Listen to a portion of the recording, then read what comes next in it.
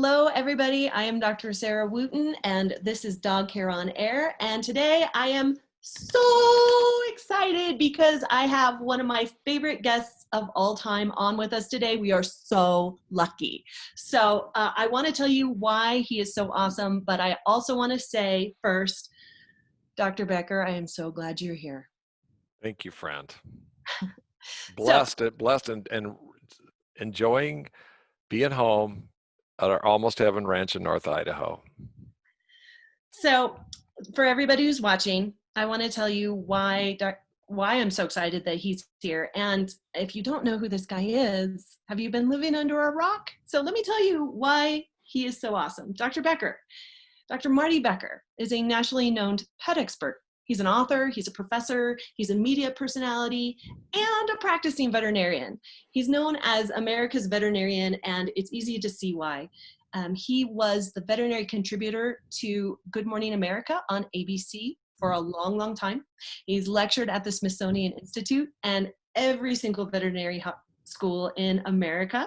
You've probably seen a column or read a column or an article by him in almost every animal magazine, as well as many other major magazines such as Better Homes and Gardens.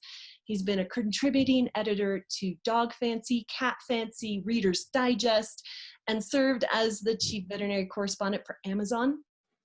He co-authored Chicken Soup for the Pet Lover's Soul, and he's written many other books and won countless awards for his writing and tireless advocacy for our animal companions. On 6 continents and dozens of countries, Dr. Marty Becker has been a leader in changing the way we interact with and take responsibility for our pet companions. And he is also a personal hero of mine. I first met him 6 years ago at a veterinary conference when I was just a little veterinarian walking around, and I was starstruck when I met him. He was doing a book signing, and I was so excited to meet him that literally right after I met him, I was inspired, and it gave me the courage to walk up to a major veterinary publishing company that was at the conference and ask them to hire me and speak for them, and it worked. So Marty, thank you so much for being here, not only for being a huge influence on our profession, but a huge influence on my professional life as well. Hey Marty, you're muted. I'm so proud of you, friend, because what you did is that door opened and you strode through it, and look at where you're at now. So it's kind of like luck is when preparation meets opportunity. So proud of you. And you're making changes, impacts that are significant, lasting, and measurable. So thanks for having me on your show. Absolutely. So today we're going to be talking about the emotional well-being of dogs. So what I want to know from you, or what our viewers probably want to know, is when did you first become interested in the emotional well-being of all animals, but specifically dogs, and why? So, I grew up on a small family farm in southern Idaho, and people think Idaho, you think Idaho potatoes. I've been in 89 countries. It's amazing how powerful the Idaho potato brand is. So I grew up down there and in that rich volcanic soil of southern Idaho that's along the Snake River, had a small family farm, 160 acres. And literally as a family, we broke the back of that farm to put 4 kids through college. So I have a physician in my family, a lawyer in my family, and somebody that's in business, and myself as a veterinarian. Our cows, dairy cows, literally had names. And we has to have a bunch of chickens that we would sell the eggs at a local grocery store. So you had to wash them and grate them and put them in these cartons. And I still remember I'd have to go out, we'd get up and milk cows, and then you'd go take care of the chickens. And then once you took care of the chickens, then you picked the eggs, made sure they had food, then you could go eat breakfast. So there was all these boxes that are, like yay big, and they had a perch out front, and there was sawdust in it for them to lay the eggs so it didn't break the eggs. But when you reached under these hens that were still laying, they would peck you with their beaks, and it hurt, and it took a lot of time to get the eggs out from under them. So I still remember going up thinking, this is ridiculous. There's got to be a faster way. So I just went up in front of all these boxes, maybe 30 boxes, and just went blah, like this, and the chickens all flew out of there. And I thought, oh, hell, this is easy. I just picking all these eggs. And I still remember the old feathers wafting down. That worked pretty good for about a week until Dad somehow caught me. He looked through the window, and when I came out there, I was always scared of ghosts. This is, I'm like 7 years old. It's way out. There's no night lights like now. I always thought there was ghosts everywhere, and touched me on the shoulder and about jumped out of my skin. And he goes, efficient, I'll give that to you, Marty, but that's not the way we do things here. The better we are to the animals, the better they are for us. So kind of had that growing up. When I went to veterinary school, I was going to be a dairy practitioner, and the first hour of the first day of veterinary school, Dean Leo Bustad, who's been called America's James Herriot, gave a talk on the human-animal bond. And next thing I know, I went from dairy to companion animal the first hour of the first day of veterinary school. And he was really the first person to really look at that affection connection called the bond, and the human-animal health connection, or the healing power of pets. And then so I was always kind of a prophet for the bond. And then in 2009, I was at a veterinary conference in Canada, and I heard Dr. Karen Overall, a board of veterinary behaviorists, talk about fear. And that was really the most dramatic, transformative moment for me, because I realized in her, shouldn't say moment, talk, I really realized that, one, we take an oath to prevent or relieve animal pain and suffering as veterinarians or veterinary nurses. We were causing it by what we were doing or not doing. That fear, anxiety, and stress is caused by painful or something disturbing, how maladaptive fear develops, that all animals are the equivalent of a 1-year-old child. They don't know why a procedure benefits them, and they can't anticipate or expect the relief of fear, anxiety, and stress or pain, even if it's moments away. So that then led to looking at the emotional well-being. Started out of dogs and cats, then it's progressed towards the emotional well-being of all animals. So I'm 65 years old. Instead of slowing down, I'm speeding up because we've got so much to do to make sure we look at the emotional well-being of all animals everywhere in the globe. So how did that influence the way and the message that you were communicating to veterinary professionals from 2009 on? Well, before it was always celebrate, protect, and nurture the bond. That's why people bring their pets to you. And I've been a veterinarian for over 4 decades, and I've seen in my lifetime go from animal to pet to family member to child. There's a dog sitting over to my right on a couch that I call my son. I tell my 2-legged son that this is my favorite son, and there was nothing I wouldn't do for this son of mine, this 4-legged son of mine. And really what we're seeing now, so it went from an animal to, which was outside, using a utilitarian role. On the farm, our Labrador retrievers, they retrieved ducks, they herded cattle, they alarm bark when somebody was at our house. They had a utilitarian role. And then, about in the early 60s, about 63, about the time the Beatles invaded America, I remember we had our first indoor dog, Skeeter the toy Manchester Terrier. And there was a richer, deeper level of this bond when you had intimacy, when you had close physical contact.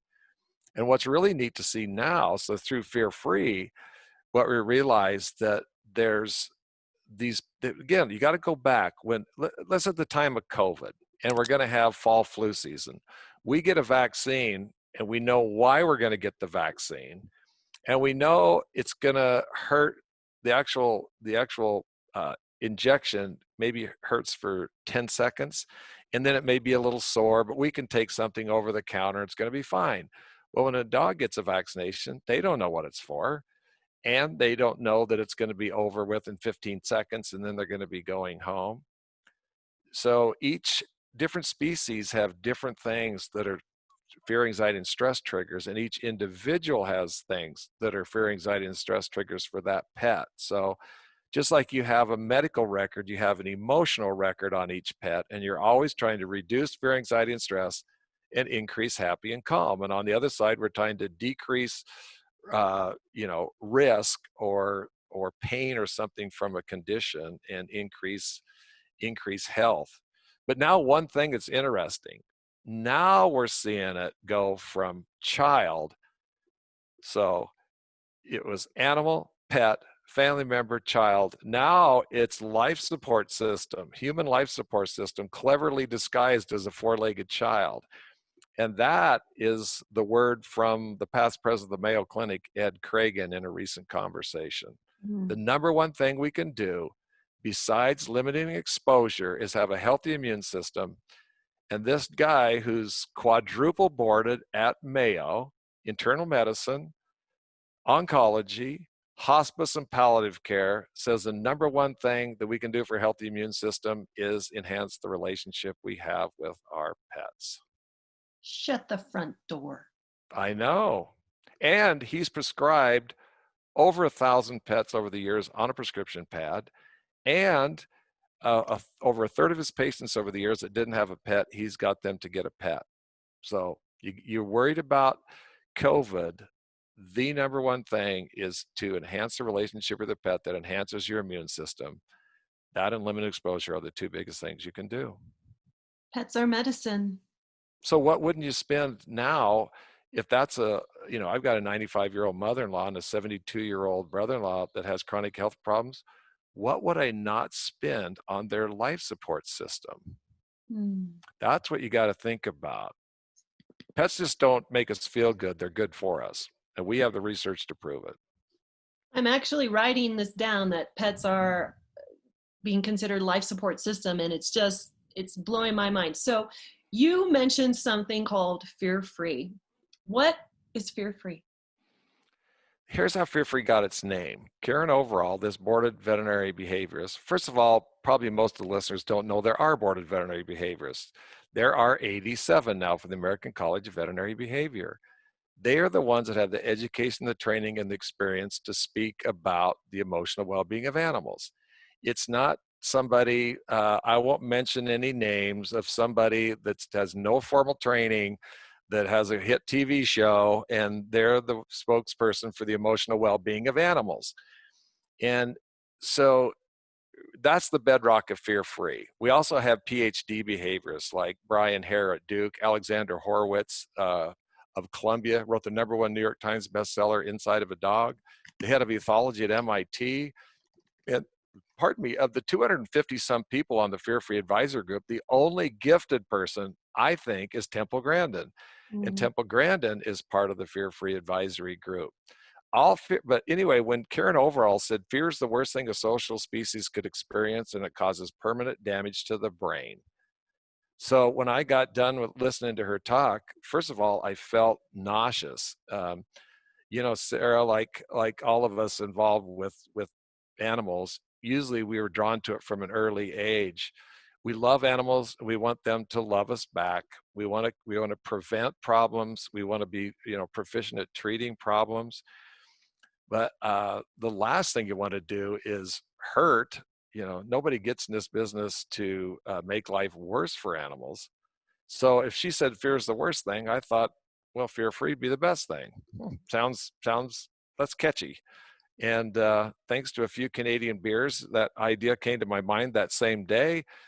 And all it is, if you wanted the simplest explanation, you're looking at both the physical and emotional well-being of animals. Before Fear Free started, I, like many other people, would not think anything of stretching a cat out into 2 zip codes or 2 postal codes. Its head was in Minneapolis and its ass was in St. Paul. It didn't matter. And be part of a rugby scrum, a football tackling defensive line on trying to hold a dog down to do a nail trim or get a blood sample. Mm-hmm. But you realize that their amygdala works like ours. Negative memories are stored, and they literally go to the trainer, go to grooming, go to boarding, go to the veterinary hospital, often thinking that they are going to be killed. Mm. So imagine being forced to go someplace where you thought you were going to be killed. And luckily now the profession has really embraced this.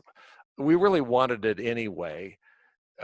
It's why we got into it, but we just didn't have the systems, the protocols. And so I'm I'm a popularizer. I'm a doggedly determined and a networker. That's what I bring to Fear Free. But we have 60 boarded behaviorists, 12 boarded anesthesiologists. Steve Ettinger, the world's most famous veterinarian, is our chief medical officer. And I could go down this list of medical healthcare professionals and animal handling experts, and even people in different, avian experts and dairy cow experts and equine experts. So before we're done, it'll be every single species globally will have protocols in place to look at their emotional well-being.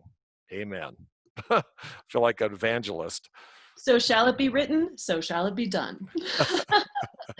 So, so maybe there's probably people who are watching this right now going, Fear Free, I've never even heard of this. So what does this look like, and what should I be looking for? And help me, Marty. You know what? That's dang, you're getting good at this already. This is really good. So Thank you. if you went to see me as a veterinarian, by the way, you would love me in the exam room, I'm really good in the exam room. I'm going to pat myself on the back. Once I get in the back and I've got to look at a slide, or I've got to look at an animal's eye in the ophthalmoscope, I'm below average. And when I get into surgery, I'm near the bottom. I could do a spay, the minor stuff, but you don't want me doing surgery on your pet. So, but here's what you're going to get. You're going to come to North Idaho Animal Hospital to see me. And if we've seen you before, you're going to get your carrier out the week before, the morning of, if you have a cat or a small dog that goes in the carrier. You start this magic carpet ride of pheromones, carrier to car to clinic. The day of the visit, you have the pet come in hungry so it responds better to food rewards. You place the carrier in the car and you make sure it's flat. And if it's in the seat, there's a towel rolled up, or it's in the back. It's covered on 3 sides with a light sheet because, frankly, the cat that lives in our house has never seen something go by 70 miles an hour before. And there's a specific channel of Sirius XM music that you're going to play on the way in, or we're going to send you an MP3 file of something, or we'll tell you to go to Spotify or Pandora and play these tracks of music. When you get to the clinic, and by the way, do you preheat or pre-cool the car? So you go from 72 to 72 to 72. Then you get to the clinic, the hospital, and you check in. And we used to, before COVID, we had people check in and go back out and wait in their vehicle. We were actually doing that for 5 years. Now a lot of people check in outside and stay in their vehicle, but we've been doing this for 5 years. You didn't wait in a waiting area, you waited in your vehicle. Now it's your turn to be seen. You go straight in the exam room. Your pet is given the choice of where it's examined: on the table, in your arms, in the bottom of the carrier, on the floor on a yoga mat, wrapped in a fleece blanket. Everybody's wearing pheromones. There's pheromones, those vertical surfaces outside that typically get urinated on or cleaned with a product called Rescue. They're spritzed back across with pheromones. Every single person is wearing pheromones. Adaptal, the dog pheromone from the waist down. Feel away, the cat pheromone from the waist up. We avoid direct eye contact. We speak in very voices. Noise level sees to vaccinate, action techniques, and all these different protocols called touch gradient, considered approach. Never, ever, ever, anybody that's listening, a thing you'll learn from the rest of your life. If you see a pet on the street or at your neighbor's, everybody wants to reach down. Oh, look at you. What's its name? Do you mind if I pet it? Well, you've done 3 things wrong. Number 1, the dog smelled you before he even saw you. Number 2, you're leaning down like Halloween, hoovering over the dog. And number 3, you have direct eye contact. So what you want to do is you turn sideways, you crouch down to make yourself small, and you pat your leg. Come here, boy. Come here. That's how you do it on the street, in your neighbor's, on the sidewalk, at the dog park, at a Starbucks patio, the vet clinic. It's those things that we've learned that everybody wants to pet dogs the same way, with this closed fist looking down on them. But what we do is we keep reducing the triggers. So if the pet goes to a typical hospital and smells feces outside from a stressed dog, the alarm bells go off. Now it sniffs a vertical surface and goes, I am screwed. Well, I'll leave a message of warning myself. And then they go in and they wait in a waiting area with other dogs and cats and other people. If they smell bleach, their olfactory neurons are knocked out within 60 seconds and don't regenerate for a week. So they'll be sniffing without smelling. They're put up on a tabletop. Well, cats are shooed off counters at home, and dogs aren't on tables, slippery tables at home. And it goes on and on and on, because that's what Dr. Wooten and Dr. Becker were taught in veterinary school. But now we have these protocols developed by experts at looking at it from the pet or the animal's point of view. What can I do to make them feel happy and calm? And if fear, anxiety, and stress does rear up, in the past, that meant just get another body to hold them down. We've got 2 techs, well, I'll get 3 techs and hold them down. No more. We either do 3 things. If we have a pet, retreat, away. And I'll tell, I'm not going to sacrifice pets' long-term emotional well-being for the convenience of getting it done today. Number 2, if you can wait, we'll give it something orally and give it 30 an hour to work. Or if you need to, we'll go straight to sedation. Something, we'd say something to calm it, but actually it's something to sedate it. And so that pet can have a really good experience just like every other pet. And so I'm sure if you as the viewer are unfamiliar with this, this is probably like, and you're probably sitting there thinking, I've never had that experience at the vet. This is crazy. This is a totally different way to think about this. And so I suspect that's probably some of the things that are going through the minds of some of our viewers. As a veterinarian, I also, Dr. Becker, would love to hear you speak to the experience that I always have where, you know, I come in and there is a pet, like usually a dog, I mean, because this is dog care on the dog hair and air. And the dog has basically lost all of its training. And the owner is frustrated and embarrassed because the dog won't behave and is sitting there going, I don't know what's going on. My dog is so bad. I don't know why it's bad. Well, can you tell us what's really going on? Well, you know, you're really, dang, you're good at this. Okay, I'm not kidding you, Sarah. Well, I can't give you a hug anymore. You know, I used to hug all the time. I'm going to be known as the guy that used to hug. Oh. So fearfreepets.com is for professionals. That's for veterinarians, groomers, trainers, boarding stuff. By the way, you'll be shocked at this. There are 100,000 people now fear-free certified in 4 years. 100,000. And of the 30 veterinary schools in the United States that are currently in business, there's soon to be 33. Of the 30, 22 veterinary schools now require fear-free certification of all students before graduation. That should be impossible to have a veterinary school require 22 of 30. And we have another program called fearfreeshelters.com. Anybody that's listening to this involved with shelters or rescues, fearfreeshelters.com is a custom curriculum developed just for them. And it is complimentary. There's no charge.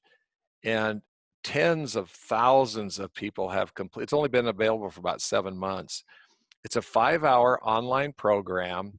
And of the, say, 40,000 people, 70% have complete a 5-hour online course. That's impossible. Most people on online courses of an hour or less are single-digit completion rates. It just shows you that those people that are employees or volunteers at shelters and rescue groups want to look at the emotional well-being of them. It's that important to them. And then fearfreehappyhomes.com is free to all pet parents. There is no charge. It's never going to be like, try it for 90 days and we're going to charge you. It will always be complimentary.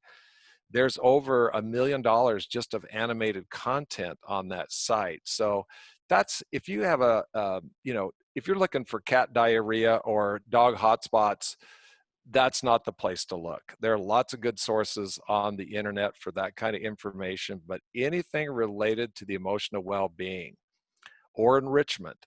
So thunderstorm phobias, noise phobias, 4th of July or Canada Day or wherever you're at when they're shooting fireworks or the start of hunting season or leash aggression or separation anxiety.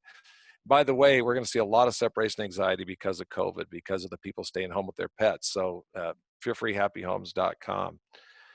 So, it's kind of, it's like love, Sarah. It's nebulous, but easily understood by anybody that's felt it, like the human animal bond, that affection connection we have with our pets. I used to end a radio show by saying there's only one greatest pet in the world and every family has her. And I'm Dr. Marty Becker, and we'll see you next week. Mhm. Fear free, once you just realize it, think of a human child. A human child is a 1-year-old is distressed and they cry. And we don't go, cry your eyes out. Who cares? The hockey game's on, or shh, I'm watching The Sopranos on a binging. Everybody's like, oh my God, what's the matter? Hungry, gas, dirty diaper, need a nap.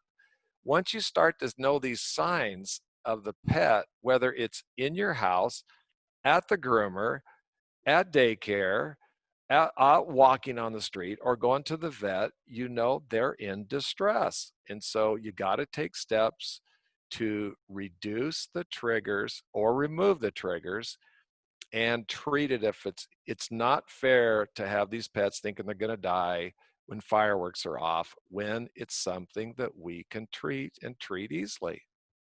I feel I get my voice rises with enthusiasm. I get so danged excited about this stuff. But those of us that think of your dog as a human life support system, cleverly disguised as a 4-legged family member, if you look at both physical and emotional well-being, you're going to return a portion of what that dog gives to you and make its life so much richer.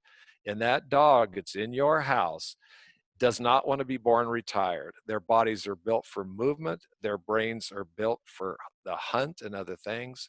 So you want to do enrichment activities. You want to let them strut their genetic stuff in ways that are tolerable. Like if you have a dog that wants to dig, like I have one, I don't want it to dig the whole yard up, but I will definitely provide it a couple spots where it can dig clear to China if it wants to. That'd be a good example. So how can you know if your dog has a positive state of emotional being or a negative state of emotional being? Well, before Fear Free, I would have thought, see, I saw all these signs of distress of a dog. And I think most people that are just pet parents know they're shivering. They're shivering, they're shaking, they're panting. They're not panting in the vet hospital because it's hot. It's air conditioned. They're panting because they're stressed. They yawn. They're not yawning because they're bored. They're yawning because they're stressed. They lip lick. They salivate. They hide. Their ears are pinned back. Their brow is furrowed. Their tail is down. They curve in a U shape. They lean back away from the thing, and they lean away from the threat. They're always moving. So the first time a puppy comes into the exam room, they're inquisitive and happy, and their little amygdala that stores all these negative memories deep in the brain hasn't got much in there yet. And then we go through and we lift their tail up and stick something in their butthole, and they're like, oh, wow, where'd that come from, And then we're staring right in their eyes, and that stethoscope, at a typical vet hospital, that stethoscope has not been cleaned unless there was a communicable disease like parvo or influenza, and it has fear pheromones on it. And then we get done and we give it 3 bee stings in the form of vaccinations, and we set it down, and that puppy hauls ass out of there. Now it knows the door it escapes from. We come in this door over here, they come in and get to leave out of that door over there. So even starting the second visit, they're looking at, leaning towards, trying to sit by the door that they escape out of, because they're not going to be over here at our door, because that's where the threat comes in. Until you do Fear Free. We call it putting the treat into treatment. And with these food rewards, now they're often waiting for you to come in, and it's often hard to get them to leave, which is a phenomenal problem to have. And you'll actually get pet parents, accuse you. I had this happen right before I stopped because of COVID. So in February, a lady accused me of not vaccinating her pet. I said I did. She said I didn't. I promised her again I did. She said you didn't. You're trying to rip me off. And I said, listen, we draw the vaccine up ahead of time. I can't even show you the empty vials unless we go in the back. Uh, uh, and we cover it up so that they're doing a distraction technique. We actually have like a charcuterie board. We write the pet's name in easy cheese or whipped cream or liver paste. We tell the pet parent, you're going to want to take a picture of this. So while her dog was licking its own name in easy cheese off of the charcuterie board and she was taking a picture, we vaccinated. And the dog didn't know anything. We treat it like a little miniature horse. We touch, tint the skin, touch, tint the skin. It's licking it off. We have a brand new sharp needle. And finally, I had to have her feel the lump. When she felt the lump, she says, oh my God, he's always cried, just screamed out with these vaccinations. And she apologized profusely and now has referred several clients to us because of this amazing thing that happened through Fear Free. It is the best thing ever when the clients say, what do you mean you did the vaccine already? I didn't see that. And the dog didn't notice. And I'm like, mm-hmm. And then they think you're a magician. Right. And then they give you really good reviews and they're happy and the dog's happy. So, I love that. I love that you shared all of that. So viewers are probably thinking, okay, well, this is awesome for the vet, but gosh, it sounds like a lot of work. Why do we care? How does the dog's state of emotional being affect the dog's physical health?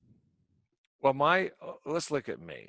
I look like my shoulders. I'm looking at myself here on the screen. I've got shoulders that look like I belong on a praying mantis, and I'm so bleached out. I look like I stuck a marshmallow with black glasses on a marshmallow. I would love to forget at 65. We just had Memorial Day. And my brothers and sisters were scattered all over the United States. Not a single one of the four of us were at my parents' grave sites because it's in southern Idaho. I'm in northern Idaho. My brother lives in another state. My two sisters live in other states. But we got together online and talked about the emotional well-being of animals, talked about our parents. And we would love to forget our parents arguing about getting a divorce, about dad being manic depressive and an alcoholic and screaming at the top of his lungs sometimes. I'd like to forget about 3 car wrecks I was in. I'd like to forget about a fist fight I was in high school. I'd like to forget about some painful breakups. I'd like to forget about my granddaughter having RSV virus and thinking she was going to die. I'd like to forget some of the pets that have died and the sorrow we felt, but it's in that little amygdala, and it can't be bleached out. It can't be washed out. These pets have the same thing. They have these, again, they don't know. Why do I need my nails trimmed? What does it do for me, right? They can't figure it out. So we cut their nails too short. That's painful. That causes fear. Fear is caused by something painful or disturbing. Painful is your nails trimmed too short. Disturbing now is seeing the nail trimmers or going into the room where the nail trimmers are kept. Painful is a botched catheter placement, blood draw. Now, disturbing may be the sound of the clippers, the smell of alcohol, being in position on this table. Painful is being attacked by a dog at this certain area. And now every time they go past this area, they think, I'm popular. Everything but frickin' smoke signals now. Anyway, sorry about that. So you have an obligation to this 4-legged family member, just like you would a human child, to make sure it's happy and healthy and has enrichment activities. Sure, that dog will come out of that vet clinic alive, but emotionally damaged. Or it'll come, we used to have pets that would board. They didn't eat, or they didn't eat very much. We never thought about them sleeping. How much are they actually sleeping? That cat, we put him right by a dog. We never even thought about it. Mhm. I thought all those things we saw at a vet clinic was um, what would you say, collateral damage. There wasn't anything we can do about it. So we've got to be able to do that as well for pets. I'm going to have to text this real quick. Well, that's okay because I can chime in here a little bit Yeah. because as a veterinarian, um, chronic fear, animals that are chronically fearful, or they have a terrible experience at the veterinarian, those pet owners, dog owners, you are dreading coming back with your dog. And so your dog may not be getting the care that he or she needs because of this terrible experience that has happened, or the bad behavior that comes out of it. And so it can definitely impact the animal's quality of life and longevity, just because of the fact that your pet's not going to get the care that he or she needs because the experience is so terrible. You know what, Dr. Wooten? Again, we think of these as a child, and this was really interesting. The Christy Keith is our communications manager, and I've worked with her for 25 years. And what she said was, um, she um, um, she was finally taking her dog to a fear-free veterinarian. And let me start over. 25 years, and Fear Free is 10 years old. And she's been working with Fear Free and excited about it and helping, but it was only in 2016 after Donald Trump got elected. Let's just say she wasn't a fan of Donald Trump's, and it was the anniversary of her mother dying, and it was the anniversary of a pet dying, and she was in a very bad place emotionally. And so then she uh, talked to me this one night, and she was so despondent, so depressed. I talked to her about taking some time off to get some help with paid time off, and we left with her I could do, and for her.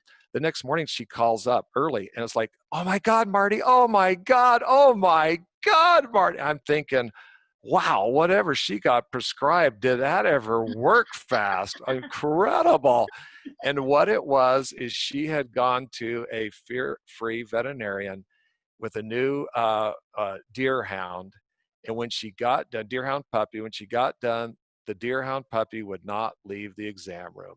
And when she had to physically carry it out to the car. And when she got to the car, she said, all these years, because she's single, her pets are her kids, she will never be married, the pets are her family. And she said, for all these years, I felt like I was hurting my pets by trying to help them. Mm. Think about that. I was hurting my pets by trying to help them, and now I don't feel that way anymore. So you kind of hinted at that earlier. People feel guilty or embarrassed. Their dogs bite, their cats scratch, they bark, they're vocal, they're jerking on the leash. There's all these things, and they're like, oh God, it's just such a hassle to me or hurt to the pet. I just won't take them in. And then they rely on two things. One is Dr. Bing or Dr. Google, which can be good or can not. And also, they spend too much money on super premium foods. They buy into the marketing that if you feed this food, then the dog is not going to, it's going to fix dental problems and skin issues and tear staining and anal gland problems and cognition. So they get upsold on this food. And all their dog does is take a $5 poop every day, and they think they're doing the best for it. There goes their discretionary pet healthcare dollars for nothing. I mean, nothing. When they should be investing in their pet's health, physical and emotional well-being by going to the veterinarian at least once a year. At least twice a year is better because we can catch things early on. Pets by nature hide their illnesses. Let's take dogs, they hide their illnesses. Two, they age faster, about 4 years for every human year approximately. And number three, my wife, I could hear her come downstairs from exercising. She has an OBGYN. She has an allergist, a rheumatologist, a family doctor, an ophthalmologist, a dentist. Everybody has at least 3 or 4 healthcare professionals. That pet, healthcare team of one, the vet. So that's why it's important. They can't tell us where it hurts. They age faster, they hide illnesses, and we're a healthcare team of one. You have to take your pet to the vet at least once a year for a consultation and a physical exam. So if a dog owner is sitting here thinking, going, oh, this all sounds so good to me, how can a dog parent communicate to their veterinarian that they consider the emotional well-being to be a part of overall wellness? And what should they do if they don't feel that their veterinarian is interested in the emotional well-being of their pet wall? Well, Dr. Or that. Wooten, you and I both know that although we're very proud of our profession, and that listen to this, for people that are viewing this, there are only 66,000 companion animal veterinarians in the United States. We would not fill an NFL, we would not even fill a lot of college football stadiums. That's it. And we are the true pet health professionals. We have the education, the training, and the experience. But there are bad veterinarians just like they're bad in anything else. I know some veterinarians that it's pathetic. They would use a fishing line, sterilized fishing line for suture to save money. Or I was at a very popular clinic recently in Hershey, Pennsylvania, and the veterinarian, not hurt his back, would lift dogs up on the table by the skin on their back. And I was just like, what have I witnessed here? Sometimes it's one thing about competency. Most people think their veterinarian graduated at or near the top of their class, and not everybody did. You expect them to know what's wrong with your pet and how to fix it. You expect you to have continued education and the late equipment and stuff, but you really don't know what goes on in the and so I will tell you, most places that you go, you're going to get competent veterinary care on the physical side. But we're just now, even though there's 100,000 individuals that are certified, it's going to take a while. And that's why it's important to see the 22 out of 30 schools that require it, because they're not learning restraint like Dr. Wooten and I did. Mm. We had to cast a horse and hog tie and squeeze chutes and pilotech restraint. Don't let the teacher get bit, no matter how many students it took to hold it down or get injured. And now they're learning something different. And you will hear people say, well, we do this, we just don't call it fear-free, or I've been doing it for years. But listen, this is an online education company. There are 250 people that are teaching people how the tactics, tips, and protocols to do a fear-free exam. So how can people find a fear-free veterinarian? Go to fearfreehappyhomes.com would be the best place. Again, if you're anything to do with shelters, go to fearfreeshelters.com. It is complimentary to all shelters and rescue groups, whether you're employees or volunteers. And then Fear Free Happy Homes is your best guide. And I tell you, if you go to one, you will see such a dramatic difference. You're literally, I'm going to tell you, your dog will drag you into the hospital next time. And if it's one that's been damaged, because we can't ask it what all's happened in its life, we're able to give them things that can make them can be calm. And there's lots of dogs and cats that need chemical crutches, because you can't reason with them. Hey, you're scared, but this is what it's going to do. It's impossible. But there's a for trazodone for dogs or gabapentin for cats is just like life changing, that these cats can come in. And I'm not going to say cats are going to drag the owner into and meow and just beg him to take him to the hospital, but most of them, they're neutral. It's not the worst thing that happens to them this month. And 85% of the cats that come to North Idaho Animal Hospital take treats. And if a cat is stressed, has fear, anxiety, and stress, it's not going to take treats. And so that's one of the barometers we have. We have really tasty treats, but if they're having, we have Costco tuna, salmon, shrimp, we have deli turkey, we have green olives, we have whipped cream, we have marshmallows, we have easy cheese, cheddar, and bacon, we have certain kinds of Kong dippings, we have baby food. There's something there they're going to eat. And that's what we want them to remember. They're going to get something there, the treat into treatment, that they don't get anywhere else. You are making me hungry. Well, this this conversation has been hopefully eye-opening to a lot of people that there is a different way, and the veterinary hospital experience doesn't have to be horrible, and your dog deserves to have a positive emotional state, and that benefits not only your dog but your life support system. So Dr. Marty, I want to tell you thank you so much for spending this time with us today. You make me happy. See, your smile, your ever-present smile, and nobody would know that every place I see you, whether you're walking alone at a conference, that you're smiling. And that's what we need, happiness and calm and gratitude at a time like this. So thank you for the gift of letting me be on your show. Absolutely. Thank you so much for watching. I'm Dr. Sarah Wooten. This is Dog Care in Air, and we will see you next time.